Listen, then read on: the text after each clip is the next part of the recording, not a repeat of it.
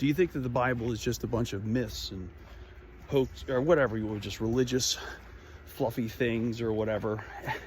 I say that because a lot of people, just quickly disregard the Bible and think it's just a bunch of religious sayings and it's all a bunch of hogwash or whatever.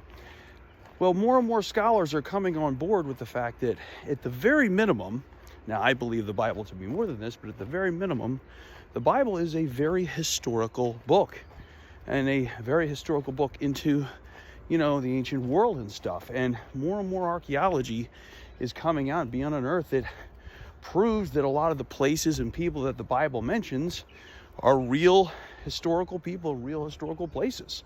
For example, just couple quick examples.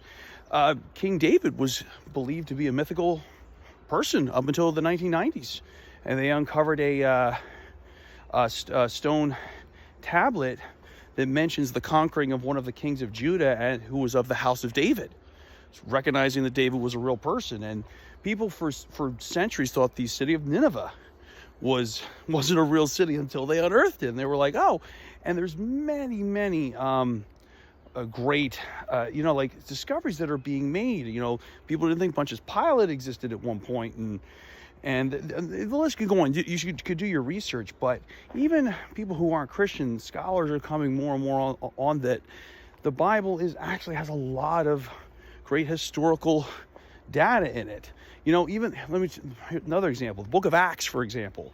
There was his name was Sir William Ramsay in the 1800s, and he set out to he thought like the Book of Acts was once again just a hogwash and all that good stuff.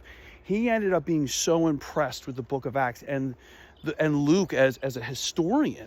And there's been so many confirmed historical facts that Luke mentions in the Book of Acts, for example. Now, my argument would be, well, if he's so detailed about history, Luke, why would he then lie about the miracles that he saw and everything? And I don't think he would lie. Now, some people might say, well, he was that good. He wrote just enough truth in there to hook you and deceive you with the other stuff.